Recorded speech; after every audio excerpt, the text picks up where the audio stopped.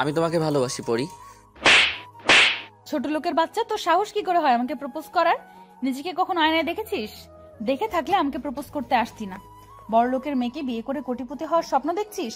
তুমি আমাকে যা বলার বলো, কিন্তু আমার বাবাকে কেন বলছো?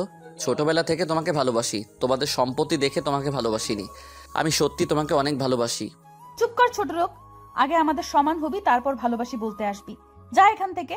পরীর বন্ধুরা সবাই আমাকে নিয়ে হাসাহাসি করছে, মনে হচ্ছে আমি তাদের কাছের কোনো জোকার। ওখান থেকে চলে আসলাম। পরিচয়টা দিয়ে নেই, আমি হৃদয়। এতক্ষণ যার সাথে কথা বললাম সে হলো নোভা ইসলাম মেঘা, ডাকনাম পরি। পরি আমার ফুফাতো বোন। অবশ্য ওরা আমাদের আপনজন বলে পরিচয় দেয় না, কারণ ওর বাবা অনেক বড় লোক আর আমার বাবা সামান্য সরকারি চাকরিজীবী।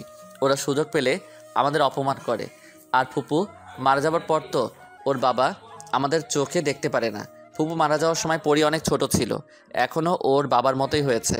ও কখনোই আমাদের সহ্য করতে পারতো না, কিন্তু আমি ওকে ছোটবেলা থেকে ভালোবাসতাম, কিন্তু কখনো সাহস করে বলতে পারি নাই। আজকে বললাম, তারপর কি হলো তা তো দেখলেনি। আমরা দুজনেই একই কলেজে অনার্স প্রথম বর্ষে পড়ি। ও বিজ্ঞান শাখায় আর আমি ব্যবসায় শিক্ষা শাখায়। আমি ক্লাস করতে গেলাম। কি রে, কি হয়েছে তোর? আরে পরীকে আজ বলেছিলাম ওকে ভালোবাসি। তুই তো জানিস ও ওই রকমই, তারপর কেন ওকে প্রপোজ করতে গেলি? তুই ওকে ভুলে যা। কিভাবে ভুলবো? আমি ওকে সেই ছোটবেলা থেকে ভালোবাসি। আচ্ছা, মন খারাপ করিস না। ক্লাস শেষ করে বাসায় আসলাম, ফ্রেশ হয়ে খেতে বসলাম। তখনই বাবা বলল, তোর বড় চাচার মেয়ের বিয়ে, তাই কালকে আমাদের সেখানে যেতে হবে। তোর বড় চাচা আমাদের অনেক করে বলেছেন, না গেলে সে কষ্ট পাবে। আচ্ছা ঠিক আছে যাব। তারপর খেয়ে দিয়ে রুমে আসলাম। আমার বাবারা 3 ভাই 2 বোন, তাদের ভিতর আমার বাবা মেজো, আর পরি হলো আমার বড় ফুপির মেয়ে। একটা অসুখের কারণে বড় ফুপু মারা গেছে। তখনই পরি ছোট ছিল। আমি রুমে শুয়েছিলাম, তখনই ছোট বোন সিনহা এসে বলল, ভাইয়া তুমি আর পরি আপু তো একই কলেজে পড়ো, আপু তোমার সাথে কথা বলে না? না। তুমি যে আপুকে ভালোবাসো তা বলেছো? আজকে বলেছি, কিন্তু বিনিময় থাপ্পড় দিয়েছে আর অনেক কথাও বলেছে। মন খারাপ করো না ভাইয়া, দেখো একদিন পরি আপু তোমার ভালোবাসা ঠিকই বুঝবে। জানি না রে সেদিন কখন আসবে কিনা, কিন্তু ভাবছি আমরা ওখানে গেলে ওরা আমাদের অনেক অপমান করবে। ওখানে যাওয়ার পর সবসময় ওদের থেকে দূরে দূরে থাকবি, ওদের সাথে কোনো কথা বলবি না। আচ্ছা যা, এখন ঘুমা। বিকালে ঘুম থেকে উঠে বন্ধুদের সাথে আড্ডা দিতে গেলাম। আমাকে দেখে জুয়েল বলল, কি রে, তোর মন খারাপ কেন? কি হয়েছে? কালকে বড় চাচার মেয়ের বিয়েতে যেতে হবে, আর সেখানে পরীরাও আসবে, আর ওরা তো আমাদের দেখলে অপমান করবে, তাই নিয়ে চিন্তায় আছি। তারপর চা খেতে লাগলাম আর সবাই মিলে আড্ডা দিতে লাগলাম। সন্ধ্যায় বাসায় গেলাম, রাতেই সবাই সব কিছু গুছিয়ে নেবে, আমরা সকলেই রওনা দিব। তারপর রুমে এসে সব কিছু গুছিয়ে ব্যাগে ভরলাম। গুছানোর পর সবাই একসাথে খেয়ে নিলাম। খুব সকালে ঘুম থেকে উঠলাম, কারণ বড় চাচার বাড়িতে যেতে 5 থেকে 6 ঘন্টার মতো লাগে। ফ্রেশ হয়ে সবাইকে রওনা দিলাম। দুপুর 3টার সময় বড় চাচার বাড়িতে গিয়ে পৌঁছালাম। বড় চাচা অনেক খুশি হয়েছে আমরা এসেছি বলে। সবার সাথে কথা বলে খেতে গেলাম। খাওয়ার পর একটা রুমে আসলাম ঘুমানোর জন্য। সবাইকে দেখলাম, কিন্তু পরি আর ওর বাবাকে দেখলাম না। মনে হয় এখনও আসেনি ওরা। ভাবতে ভাবতে ঘুমিয়ে পড়লাম। ঘুম থেকে উঠে কিছু খেয়ে সব কাজিনরা মিলে আড্ডা দিতে লাগলাম। তখনই বাসার বাইরে একটা গাড়ি আসার শব্দ পেলাম। বড় চাচা আরও অনেকে গাড়ির কাছে গেল, আমরাও গেলাম। মনে হয় পরীরা এসেছে। পরীর বাবা আমাকে দেখে বলতে লাগলো, এভাবে দাঁড়িয়ে না থেকে আমাদের ব্যাগগুলো তো নিতেও পারো। আমি আর কিছু বললাম না, চুপচাপ তাদের ব্যাগগুলো নিয়ে ভিতরে গেলাম। রাতে সবাই মিলে একসাথে খেয়ে যার যার রুমে ঘুমাতে গেলাম। পরদিন সকালে নাস্তা করে কাজিনরা মিলে সবাই ঘুরতে গেলাম। পরিও ছিল, আমরা সবাই মিলে ঘুরতে লাগলাম। হঠাৎ দেখলাম পরি ফোনে কথা বলতে বলতে রাস্তার মাঝখানে চলে এসেছে, আর পিছন থেকে একটা ট্রাক আসছে। ট্রাকটা হর্ন বাজাচ্ছে, কিন্তু পরি শুনতেই পাচ্ছে না। আমি দৌড়ে গিয়ে পরীকে সরিয়ে নিলাম।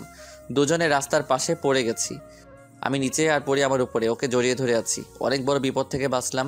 পরি আমার উপর থেকে উঠে, তোর সাহস কি করে হয় আমাকে স্পর্শ করার? তোর মতো চরিত্রহীন ছেলে আমি জীবনেও দেখিনি। কথাগুলো বলেই পরি চলে গেল, আর আমি রাস্তার পাশে মাথা নিচু করে দাঁড়িয়ে আছি। পরীকে বাঁচাতে গিয়ে আমার অনেক জায়গায় কেটে গেছে, অনেক রক্ত বেরোচ্ছে। এর থেকেও বেশি কষ্ট হচ্ছে পরিয়ের কথাগুলো শুনে। আমার কাজিনরা এসে আমাকে পাশের একটা ওষুধের দোকানে নিয়ে ব্যান্ডেজ করিয়ে দেয়। তারপর বাসায় চলে আসলাম। সবাই জিজ্ঞেস করছিল যে আমার শরীরে ব্যান্ডেজ কেন। আমি তাদের বললাম, রাস্তায় পড়ে গিয়ে ব্যথা পেয়েছি। রাতে সবাই খাওয়ার জন্য ডাকলো, তাদের বললাম খেতে ভালো লাগছে না। রুমে শুয়ে আছি, তখনই সিনহা আসলো। ভাইয়া তুমি খাবে না কেন? আর তোমার ঠোঁট কেটে গেছে কিভাবে? পরীকে বাঁচানোর জন্য ওকে স্পর্শ করেছিলাম, তাই ও থাপ্পড় মেরেছে।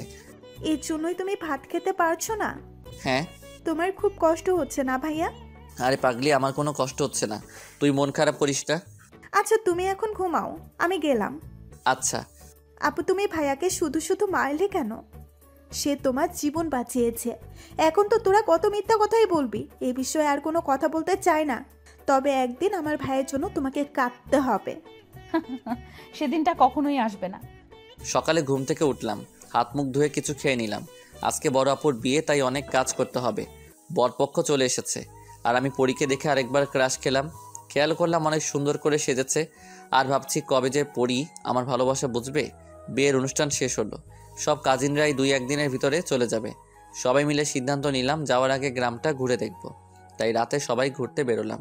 সবাই যার যার মতো আড্ডা দিচ্ছে, আর আমি শুধু পরীকে দেখছি। হঠাৎ দেখলাম পরি মোবাইলে কথা বলতে বলতে অন্যমনস্ক হয়ে পড়েছে। সবাই যাচ্ছে একটা রাস্তায়, পরি যাচ্ছে অন্য রাস্তায়। আমিও পরির পিছু নিলাম। অনেক দূর হাঁটার পর পরির মনে হলো যে অন্য রাস্তায় চলে এসেছে। পেছনে আমাকে দেখে বলতে লাগলো, তুই আমার পিছু কেন নিয়েছিস? তুমি একা একা অন্য রাস্তা দিয়ে হাঁটছিলে, তাই তোমার পিছু নিয়েছি, যদি তোমার কোনো বিপদ হয়। তুই সাথে এসেছিস বলেই তো বিপদ শুরু হচ্ছে। এর ভিতর হঠাৎ করে কিছু একটা শব্দ শুনে পরি আমাকে জড়িয়ে ধরলো। আমি তো কারেন্টের শক খাওয়ার মতো হয়ে গেলাম। আমি কোনোদিনও কল্পনাও করি নাই যে পরি আমাকে জড়িয়ে ধরবে। তখনই সেই রাস্তা দিয়ে একজন লোক যেতেছিল। সে আমাদের এই অবস্থায় দেখেই চেঁচিয়ে লোক জড়ো করলো। তারা আমাদের এই অবস্থায় দেখে সবাই ভুল বুঝলো। আমরা তাদের বোঝাতে চেষ্টা করলাম, কিন্তু ব্যর্থ হলাম।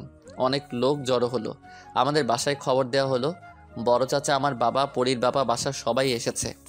বড় চাচা, আমার বাবা, পরির বাবা, তাদের মান সম্মানের ব্যাপার, তাই সবাই মিলে সিদ্ধান্ত নিল যে আমাদের বিয়ে দিয়ে দিবে।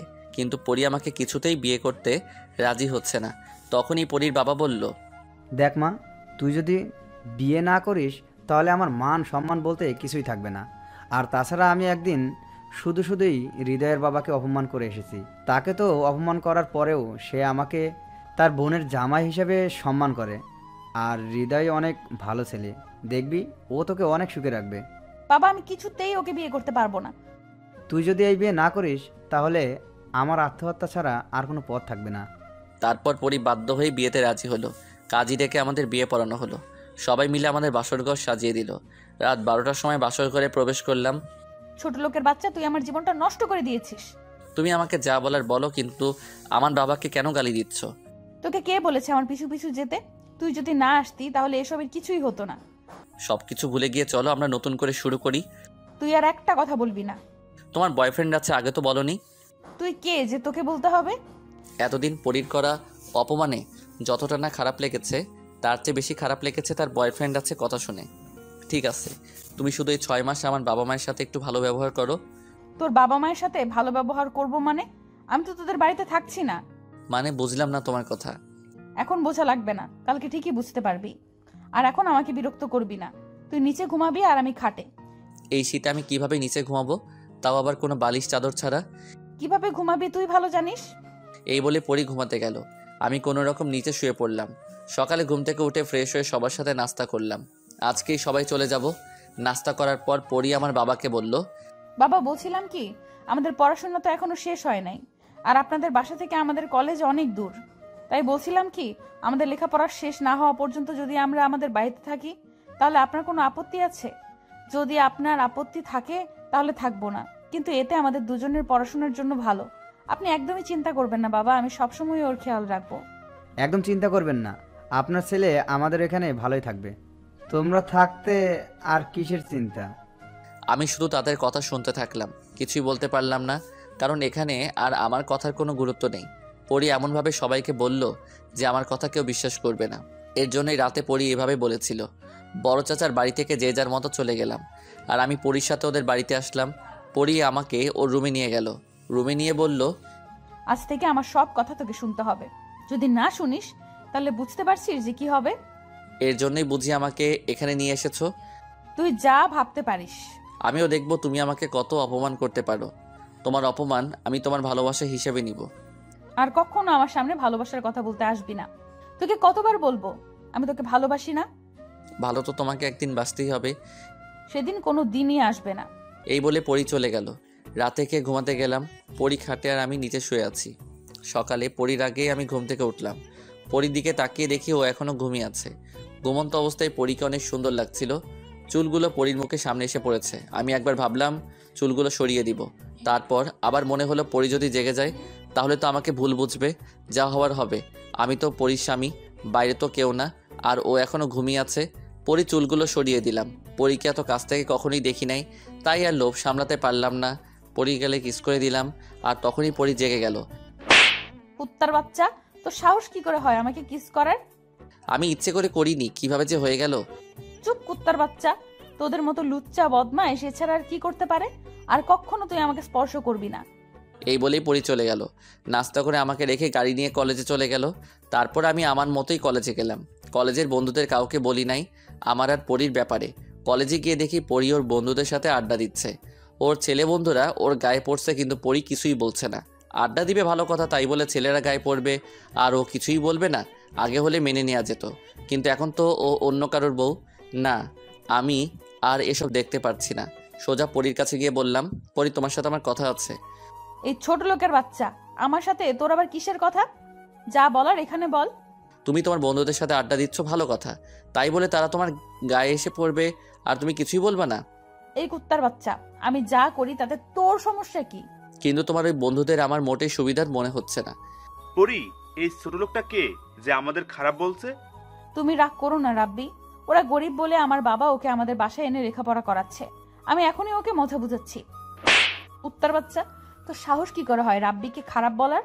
দূর হ আমার চোখের সামনে থেকে, আর কখনো আমার সামনে আসবি না। আমি সেখান থেকে চলে আসলাম মাথা নিচু করে। আমি তো পরীকে ভালোবাসি, তাহলে আমার সাথে এত খারাপ ব্যবহার করে কেন? সকালে থাপ্পড়ের কারণে ঠোঁট কেটে গেছিল, এখন আবার একই জায়গায় থাপ্পড় দেওয়ার ফলে অনেক রক্ত বের হইতেছে।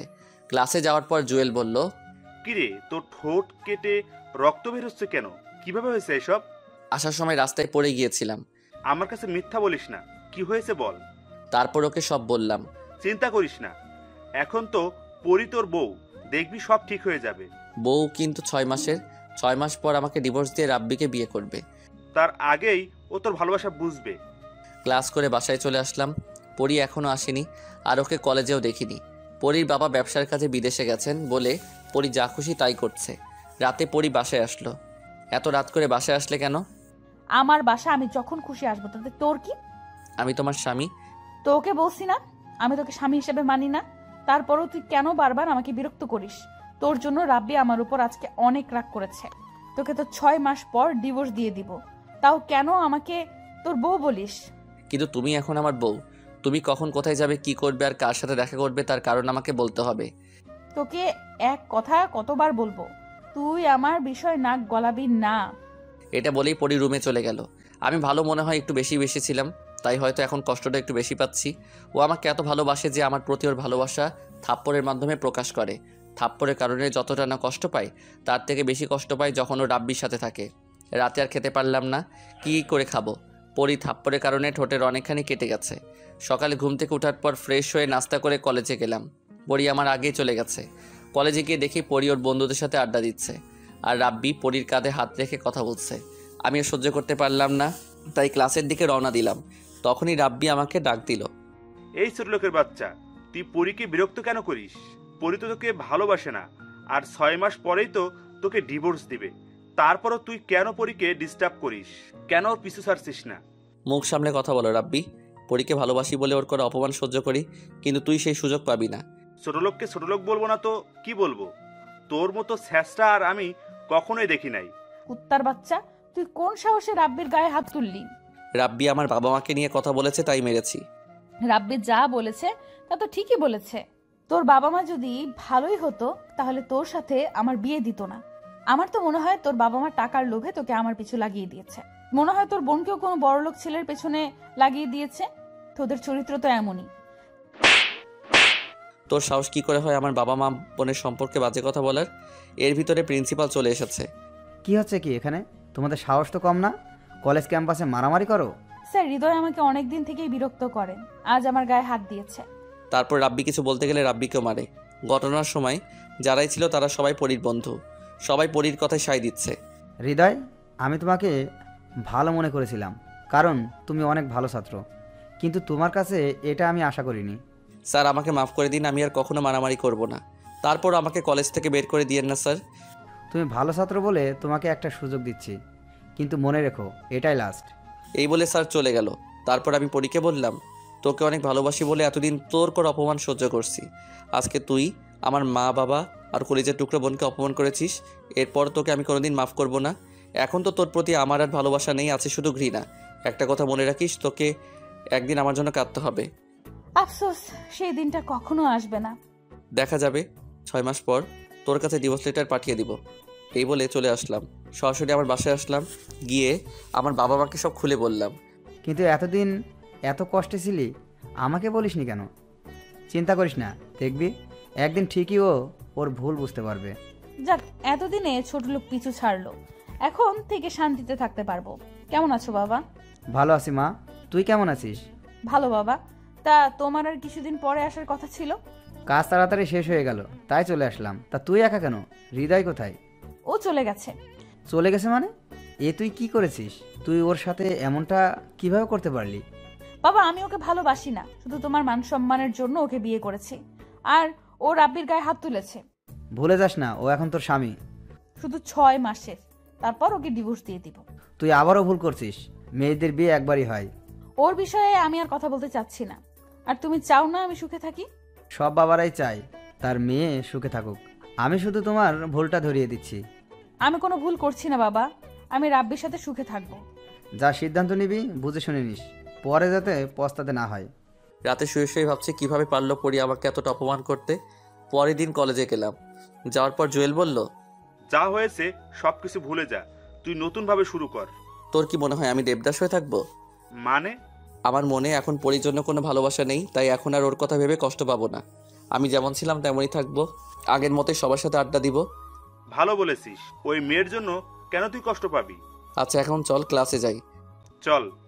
আমাকে দেখে সবাই অনেক অবাক হয়েছে। গতকালকে এত বড় একটা ঘটনা ঘটে যাওয়ার পরেও আজকে আমাকে কলেজে দেখেছে বলে ক্লাস করে কলেজের ক্যাম্পাসে আড্ডা দিচ্ছি। তখনই দেখলাম পরি আর তার বন্ধুরা আমাদের সামনে দিয়ে বাইকে করে যাচ্ছে। আড্ডা দিয়ে বাসায় আসলাম। বাসায় এসে খেয়ে দিয়ে একটা ঘুম দিলাম। বিকেলে জুয়েল ফোন দিল।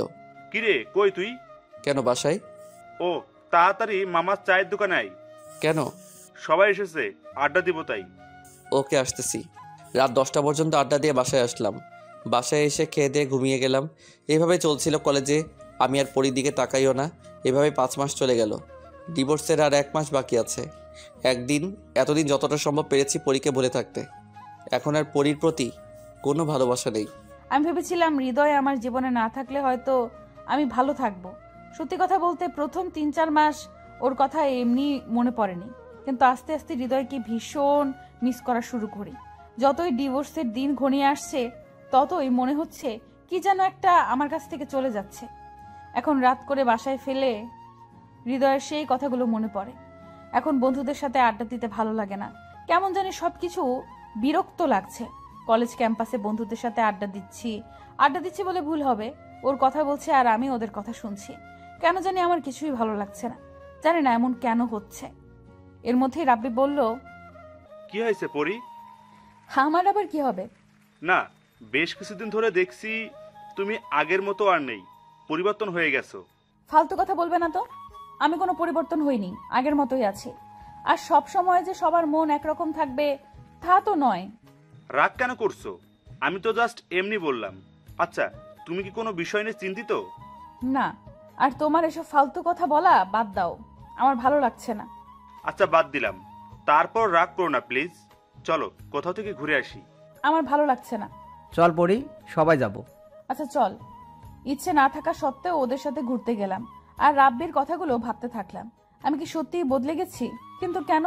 কিছুদিন ধরে দেখছি আমি হৃদয়কে নিয়ে বেশি ভাবছি, ওকে নিয়ে বেশি চিন্তা করছি, অনেক মিস করছি। যতই ভুলে থাকার চেষ্টা করি ততই আরো বেশি মনে পড়ে যায় ওর কথা। আর কিছু ভাবতে পারছি না, মনে হয় পাগল হয়ে যাব। বন্ধু দেখ, পুরীর জায়গাটা অনেক সুন্দর, সবাই কত আনন্দ ফুর্তি করছে, আর তুই কেন পাগলের মতো আচরণ করছিস? কার কথা বলছিস? হৃদয়। কি বলছিস এসব? হ্যাঁ, আমি ঠিকই বলছি। অনেক চেষ্টা করি ওকে ভুলে থাকার জন্য, কিন্তু তারপরও কেন জানি চোখের সামনে চলে আসে। জানি না আমার এরকম কেন হচ্ছে। তুই হৃদয়কে ভালোবেসে ফেলেছিস? কি বলছিস এসব? আমি ওকে কখনো ভালোবাসবো না, আমি তো রাব্বিকে ভালোবাসি। তুই মুখে বলছিস সে কথা, কিন্তু তোর পরিবর্তন তোকে বলে দিচ্ছে। তুই হৃদয়কে ভালোবেসেছিস। না, এটা কখনো হতে পারে না। তুই বিশ্বাস না করলেও এটা সত্যি। পরি চলো, তোমাকে বাসায় দিয়ে আসি। চলো। পরি, সন্ধ্যায় তৈরি থেকেও, আমি তোমাকে নিয়ে যাব কোথায়? পার্টিতে। আচ্ছা, আমি রেডি থাকবো। বাসার ভেতরে চলে আসলাম। এতক্ষণ যাও ভালো ছিলাম, বাসায় আসার পর আবার মন খারাপ হয়ে গেল। তুই কোনো কিছু চিন্তা করিস না মা। না বাবা, আমার কিছুই হয়নি। আমি রুমে গেলাম। আচ্ছা যা, রুমে গিয়ে বিশ্রাম নে, ভালো লাগবে। সন্ধ্যায় পার্টিতে যাওয়ার জন্য তৈরি হলাম। এর ভেতরে রাব্বি ফোন দিল। নিচে নেমে ওর সাথে পার্টিতে গেলাম। আগে পার্টিতে আসলে অনেক আনন্দ ফুর্তি করতাম, কিন্তু আজকে কিছুই ভালো লাগছে না। সবাই আনন্দ ফুর্তি করছে আর আমি এক জায়গায় বসে আছি। পরি চলো ডান্স করি। আমার ভালো লাগছে না। আরে চলো, অনেক ভালো লাগবে। দেখো সবাই ডান্স করছে। আমি করব না, প্লিজ আমাকে জোর করো না। তোমার কি হয়েছে আজ পরি? বেশ কিছুদিন ধরে তোমার আচরণ আমার কাছে কেমন জানি লাগছে। বললাম তো আমার কিছুই হয়নি, আর এখন ডান্স করতে ভালো লাগছে না। তোমার শুধু আজকে ভালো লাগছে না তা কিন্তু নয়, যখন সবাই মিলে আড্ডা দেই তখনও তুমি মন মরা হয়ে থাকো। আর ওই দিন তুমি ঘুরতে যেতেও চাওনি। আর তার থেকে বড় কথা হলো, তুমি আগের মতো আর আমার সাথে কথা বলো না। আমার তো মনে হয় তুমি কোনো বিষয় নিয়ে চিন্তিত। আমাকে আর বিরক্ত করো না তো, আমাকে একটু একা থাকতে দাও প্লিজ। আচ্ছা তুমি থাকো। রাব্বি চলে গেল। একটু পর আবার এসে বলল, আসো ড্রিঙ্ক করি। আমার ভালো লাগছে না আজকে। রাব্বি প্লিজ আমাকে বিরক্ত করো না। আমি কিছু বললেই তো এখন ভালো লাগবে না, মন তো এখন অন্য জায়গায় পড়ে আছে। মানে কি বলতে চাইছো তুমি? যা বলছি ঠিকই বলেছি, এখন তো গায়ে লাগবেই। তা হৃদয় তোমাকে বাসর রাতে কি এমন দিয়েছিল যার জন্য ওকে এখনো ভুলতে পারছো না? চুপ করো রাব্বি, আর একটা বাজে কথা বলবে না। অনেক হয়েছে, আর একটা বাজে কথা বলবি না। তোর জন্য হৃদয়ের সাথে আমার বিয়ে হওয়া সত্ত্বেও ওকে ভুল বুঝেছি। দিনের পর দিন ওকে অপমান করেছি, তারপরও ও কিছু বলে নাই, কারণ ও আমাকে ভালোবাসতো। আমি ওর বিয়ে করা বউ থাকা সত্ত্বেও ও আমাকে ছুঁয়ে পর্যন্ত দেখেনি। আমি ওকে ভালোবেসে ফেলেছি, অনেক বেশি ভালোবেসে ফেলেছি। আর কখনোই তুই আমার সামনে আসবি না, আর আমার সাথে যোগাযোগ করার চেষ্টা করবি না। ওখান থেকে চলে আসলাম। রাতে শুয়ে শুয়ে ভাবতে থাকলাম, হৃদয় কি আমাকে আর কখনো মাফ করবে? ডিভোর্সের তো আর 10 দিন বাকি।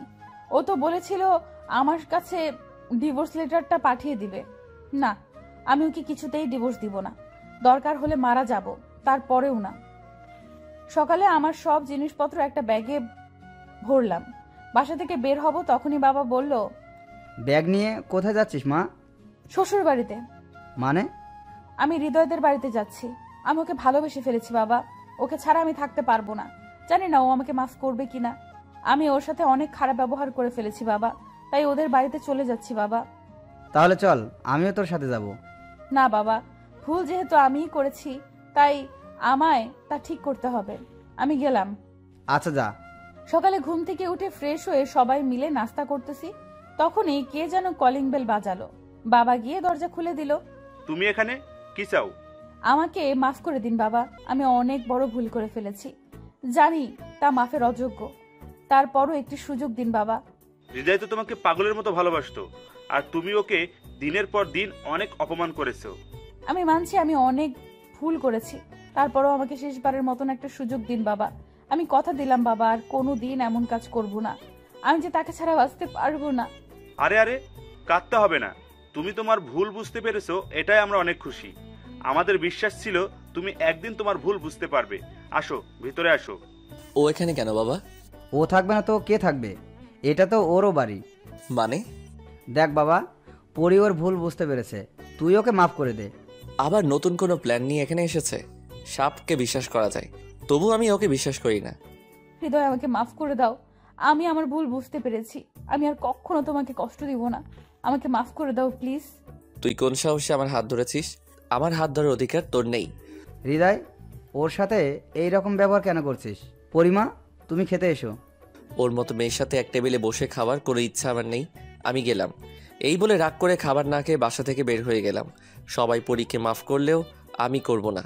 অনেক ভালোবাসতাম ওকে, তাই তো ওর সব করা অপমান মুখ বুজে সহ্য করতাম। কিন্তু এখন আমার মনে ওর জন্য ঘৃণা ছাড়া আর কিছুই নেই। বাইরের হোটেল থেকে নাস্তা করলাম, সারাদিন বন্ধুদের সাথে আড্ডা দিলাম। রাত 10টায় বাসায় গেলাম। কলিং বেল বাজানোর পর পরি এসে দরজা খুলল। তুই এখনো এখান থেকে যাসনি কেন? তোকে আমার সহ্য হয় না, যা তুই এখান থেকে। আমি আমার স্বামীর বাড়িতে আছি, যাব কেন? চুপ কর। কে তোর স্বামী? 6 মাস পূরণ হলেই তোকে ডিভোর্স দিয়ে দিব। আমি অনেক বড় অন্যায় করে ফেলেছি, দয়া করে আমাকে শেষবারের মতন একটা সুযোগ দাও, আমাকে মাফ করে দাও প্লিজ। আমি আর এরকম জীবনেও করব না, কথা দিচ্ছি। আর কখনো তোমার সাথে খারাপ ব্যবহার করব না, তোমাকে কষ্ট দিব না। তুমি যা বলবে তাই করব, দরকার হলে তোমাদের বাসায় কাজের লোক হয়ে থাকবো। তারপরেও আমাকে ডিভোর্স দিও না, আমি তোমাকে ছাড়া বাঁচতে পারবো না। এবার তোর অভিনয় করা বন্ধ কর, আমি তোকে আর বিশ্বাস করছি না। এই বলে নিজের রুমে যেতে লাগলাম। তখনই বাবা বলল, তুই এত রাত পর্যন্ত বাসার বাইরে কেন ছিলি? আর এখন এসেই পরীর সাথে চিল্লাচিল্লি করছিস? বাবা তুমি যতই বলো না কেন, আমি আর ওর ফাঁদে পা দিচ্ছি না। চুপ কর, মেয়েটি তোর জন্য সেই সকাল থেকে না খেয়ে বসে আছে। যা, হাত মুখ ধুয়ে খেতে আয়। এটা ওর একটা ফাঁদ। দেখো কি যেন একটা মতলব নিয়ে বাড়িতে এসেছে, আর আমি বাইরে থেকে খেয়ে এসেছি, এখন খাবো না। এই বলে রুমে চলে আসলাম। অনেকক্ষণ পর পরিও রুমে আসলো। তুই এই রুমে কেন এসেছিস? বারে, এটা তো আমারও রুম। তোর রুম মানে? এটা শুধু আমার রুম, তুই এখান থেকে বের হ। হৃদয় প্লিজ আমাকে মাফ করে দাও, আমি আর কখনো এরকম করব না। তোর সাহস কি করে হয় আমাকে জড়িয়ে ধরার? মনে আছে একদিন তোকে স্পর্শ করেছিলাম বলে তুই আমার গালে থাপ্পড় মেরেছিলি, ছোট লোক বলে অপমান করেছিলি, আর এখন সেই তুই আমায় জড়িয়ে ধরেছিস? তোর কি মনে হয় তুই আমায় জড়িয়ে ধরলে আমি তোর মায়ায় পড়ে যাব? কখনোই না। ভালোভাবে বলছি, কাল সকালে তুই এই বাড়ি ছেড়ে চলে যাবি। তা তো সেই রাব্বির খবর কি? আমি আর ওকে ভালোবাসি না, ওর প্রতি শুধু আমার মোহ ছিল। কি গ্যারান্টি আছে কালকে আবার অন্য ছেলের মোহে পড়ে আমায় ভুলে যাবি? তোর মতো মেয়েরা এছাড়া আর কি করতে পারে? বিশ্বাস করো, আমি সত্যি তোমাকে অনেক বেশি ভালোবাসি। আর একটা সুযোগ দাও আমাকে তোমাকে ভালোবাসার। তোর ন্যাকা কান্না বন্ধ করে এখনই রুম থেকে বের হ, আমি ঘুমাবো। কোথায় যাব? আর এটা তো আমারও রুম। আর এখন যদি আমাকে বের করে দাও তাহলে বাবা মা কিন্তু তোমায় খারাপ ভাববে। তারপর বললাম, থাক, তোকে রুম থেকে বের হতে হবে না, এই রুমে নিচে শুয়ে পড়ো। আর মনে থাকে যেন বিছানায় আসার চেষ্টাও করবি না, আসার চেষ্টা করলে কিন্তু খুব খারাপ হবে। সকালে ঘুম থেকে উঠে দেখলাম পরি আমার আগে ঘুম থেকে উঠে গেছে আর মাকে নাস্তা করতে সাহায্য করতেছে। ভালোই, মা বাবার বোনকে পটিয়ে ফেলেছে, কিন্তু আমি ওকে কোনো দিনও মাফ করতে পারবো না। ওকে বলেছিলাম একদিন ওকে আমার জন্য কাঁদতে হবে, আর আজ সেই দিন এসে গেছে। ফ্রেশ হয়ে নাস্তা করতে গেলাম, বাবাকে গিয়ে বললাম, বাবা ও আর কতদিন আমাদের বাড়িতে থাকবে? আর কতদিন থাকবে মানে? ও আমাদের বাড়ির বউ, তাই সব সময় আমাদের বাড়িতেই থাকবে। কিন্তু আমি ওকে বউ হিসেবে মানি না, আর কোনোদিন মানতেও পারবো না। ও বাসর রাতে আমার কাছে ডিভোর্স চেয়েছিল, তাই 6 মাস শেষ হলে ওকে আমি ডিভোর্স দিয়ে দিব। তুমি যা বলবে আমি তাই করব, দরকার হলে তোমাদের বাড়ির কাজের লোক হয়ে থাকবো। তারপরও আমাকে ডিভোর্স দিবে না প্লিজ। তোর মতো কাজের মেয়ের আমাদের দরকার নেই। হৃদয় চুপ কর, ওর সাথে এইরকম ব্যবহার করছিস কেন? আর একটা কথাও এখানে হবে না, চুপচাপ পরীকে নিয়ে কলেজে যা, আর এটা আমার আদেশ। রিক্সা থেকে নাম। নামবো কেন? এখনো তো কলেজ আসেনি। তোর কি মনে হয় তোকে নিয়ে আমি কলেজে যাব? কখনো না। আর এখন এখান থেকে নেমে তুই তোর মতো কলেজে যাবি, আর আমি আমার মতো কলেজে যাব। খবরদার, যদি তুই কলেজে আমার সাথে কথা বলতে আসিস তাহলে খুব খারাপ হবে। তারপর ওকে নামিয়ে দিয়ে আমি আমার মতো কলেজে গেলাম। কলেজে আসার পর জুয়েলকে বললাম, দোস্ত একটা মহা বিপদে পড়েছি আমি। পরি আমাদের বাড়িতে চলে এসেছে আর বলে কিনা আমি ওর স্বামী, এটা ওর শ্বশুর বাড়ি। তার মানে পরি তোকে কি মেনে নিয়েছে? তাহলে তো আর কোনো সমস্যায় থাকলো না। মাথা খারাপ হয়ে গেছে তোর? আমি ওকে কখনো ভালোবাসবো না। তুই কি ভুলে গেছিস ও আমার সাথে কি করেছে? কিছুই ভুলিনি আমি, সব কিছুই আবার মনে আছে। কিন্তু তোর এটা মনে রাখতে হবে যে পরি তোর বিয়ে করা বউ। শুধু আর কিছুদিনের বউ, 6 মাস পূর্ণ হলেই তো ওকে ডিভোর্স দিয়ে দিব। মাথা খারাপ হয়ে গেছে তোর? যখন সব কিছু ঠিক হয়ে গেছে তখন আবার ওকে ডিভোর্স কেন দিবি? ও আমার কাছে ডিভোর্স চেয়েছিল, আর এটা ওর কোনো ফাঁদ। ওকে আর আমি বিশ্বাস করতে পারছি না। হঠাৎ করে এমন কোনো সিদ্ধান্ত নিবি না যার জন্য তোকে পস্তাতে হবে। যাই হোক, এখন এসব বাদ দে তো, চল ক্লাসে যাই। চল। ক্লাস করে আমিও একাই বাসায় চলে আসলাম। বাসায় আসার পর বাবা জিজ্ঞেস করলো, কিরে তুই একা কেন, পরি কোথায়? পরীর ক্লাস এখনও শেষ হয় নাই। তারপর রুমে গিয়ে ফ্রেশ হয়ে খাবার খেতে লাগলাম। খাবার খেয়ে রুমে শুয়ে আছি। অনেকক্ষণ পর আমার ঘুম ভাঙলো কোনো উষ্ণ ছোঁয়ায়। তাকিয়ে দেখি পরি আমাকে জড়িয়ে ধরে শুয়ে আছে। ওকে অনেক সুন্দর লাগছে। ইচ্ছে করছে মাথায় হাত বুলিয়ে দিতে, কিন্তু আমার মন তা বাধা দিল। আমি ওকে জোরে ধাক্কা দিয়ে আমার কাছে থেকে সরিয়ে দিলাম। আর বললাম, তোর সাহস কি করে হয় আমাকে জড়িয়ে ধরার? তুমি আমার স্বামী আর তোমাকে জড়িয়ে ধরার অধিকার আমার আছে। আর তুমি আমাকে সাথে করে নিয়ে আসলে না কেন? চুপ। আর একবারও তুই আমাকে স্বামী বলবি না। আর আমি কেন তোকে আমার সাথে করে নিয়ে আসবো? আর শোন, আজকের পর আর আমাকে জড়িয়ে ধরার চেষ্টাও করবি না। তুই মাত্র আর কিছুদিন এ বাড়িতে আছিস। 6 মাস পূর্ণ হলেই তোকে আমি ডিভোর্স দিয়ে দিব। আমি উকিলের সাথে কথা বলেছি। দয়া করে আমাকে ডিভোর্স দিও না। আমি আর কখনো তোমাকে জড়িয়ে ধরবো না। তুমি যা বলবে তাই করব। তোর ন্যাকা কান্না বন্ধ কর। আর এখন এই রুম থেকে বের হ। পরি এখন বাসার সব কাজ করে, মাকে আর কিছুই করতে দেয় না। মাঝে মাঝে ভাবি ও কেন এমন করছে। তাহলে কি সত্যি আমাকে ভালোবাসে? না, তা কি করে হয়? ও তো রাব্বিকে ভালোবাসে। রাব্বির জন্যই তো আমার কাছে ডিভোর্স চেয়েছিল, আমাকে অনেক অপমান করেছিল। কিন্তু ও যদি আমাকে ভালোই না বাসে, তো তাহলে এতদিন আমাদের বাড়িতে থাকতো না, আর বাসার সব কাজ করতো না। আমি ওকে তো অপমান করি, তারপরেও কিছু বলে না। তাহলে কি সত্যি পরি আমাকে ভালোবাসে? না, এটা ওর কোনো ফাঁদ। এভাবে চলছিল। অনেক অপমান করি ওকে, তারপর বাড়ি থেকে যায় না। ডিভোর্সের আর 2 দিন বাকি। সকালে নাস্তা করে অনিচ্ছা সত্ত্বেও পরীকে নিয়ে কলেজে গেলাম। প্রতিদিনের মতো আজকেও পরীকে কলেজের আগে নামিয়ে দিলাম। তারপর আমি আমার মতো কলেজে গেলাম। কলেজে আসার পর জুয়েল বলল, আর মাত্র 2 দিন আছে, তা কি সিদ্ধান্ত নিলি? কিছুই ভাবতে পারছি না। ওকে তো অপমান করি, তারপরও আমাদের বাসায় থেকে যায় না। তখন মনে হয় ও আমাকে ভালোবাসে, কিন্তু তখনই ওরা রাব্বির মেলামেশা মনে পড়ে যায়। আমাকে করা ওর অপমানের কথা মনে পড়ে যায়। তখনই খুব ঘৃণা হয়। কিছুই ভাবতে পারছি না। চল ক্লাসে যাই। ক্লাস করে ক্যাম্পাসে হাঁটতেছি আর ভাবতেছি, তখনই একটা জায়গায় চোখ আটকে গেল। দেখি রাব্বি আর পরি হাত ধরে কথা বলছে, আর পরিও ওর সাথে কথা বলছে। এসব দেখে আমার মাথায় রক্ত উঠে গেল। পরির কাছে গিয়েই ঠাস ঠাস, এই তোর ভালোবাসা? শেষ পর্যন্ত তুই তোর আসল রূপটা দেখিয়ে দিলি। আমি আগেই বলেছিলাম তুই নতুন কোনো প্ল্যান নিয়ে আমাদের বাড়িতে এসেছিস। তোদের মতো মেয়েরা কখনো ঠিক হয় না। হৃদয় আমার। চুপ।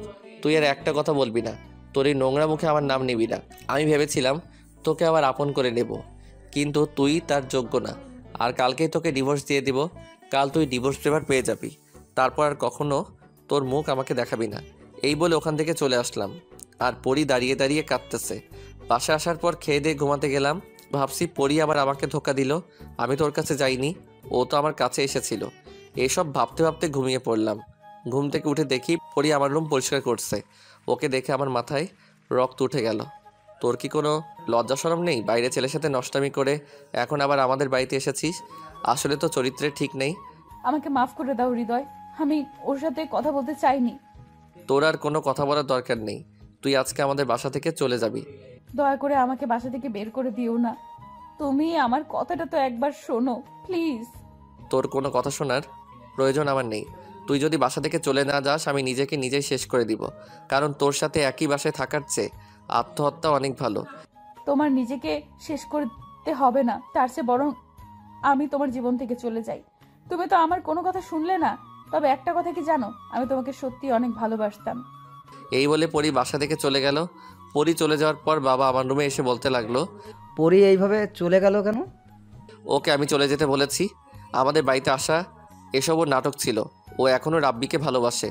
আজকে কলেজে রাব্বি ওর হাত ধরে কথা বলতে দেখেছি।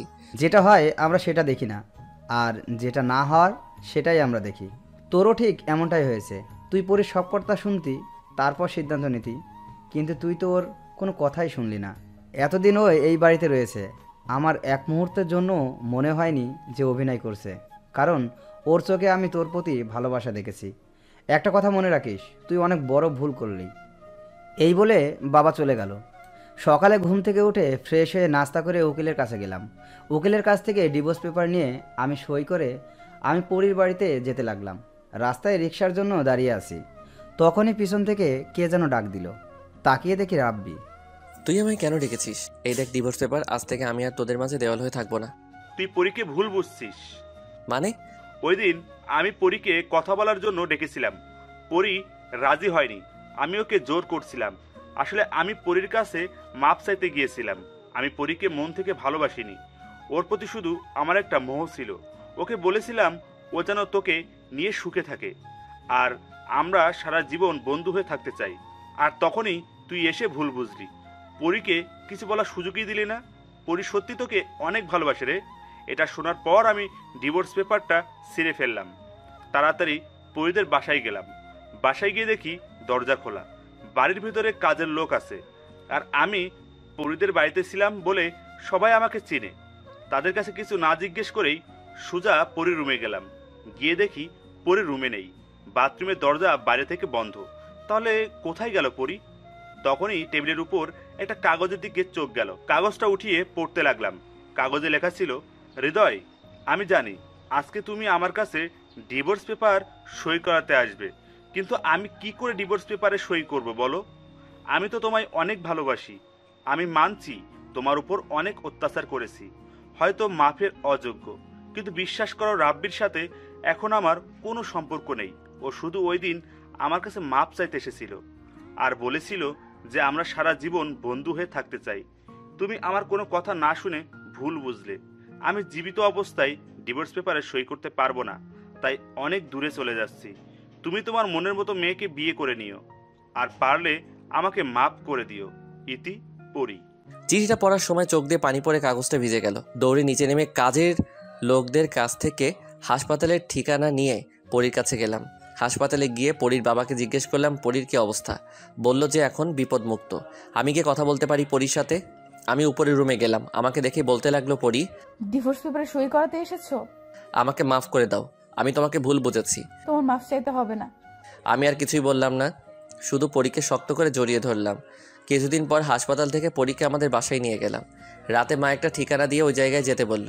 কাজ করে ওই বাসায় এসে রুমে গেলাম। রুমে গিয়ে দেখি রুমটা অন্ধকার। লাইট অন করে দেখি বাসর ঘরের মতো সাজানো, আর পরী খাটের উপর বধূ সেজে বসে আছে। দরজা আটকে পরীর কাছে যেতে লাগলাম। পরী এসে আমাকে সালাম করলো। তারপর দুজনে উজু করে নামাজ পড়লাম। পরী বলল, এখন থেকে আমাদের মধ্যে কোনো ভুল বোঝাবুঝি থাকবে না, শুধু ভালোবাসা থাকবে। ঠিক আছে মহারানী। তারপর লাইট অফ করে পরীর কাছে গেলাম। অবশেষে আমাদের প্রেম কাহিনীটা সফল হলো। কাল থেকে শুরু হবে এক নতুন সকালের।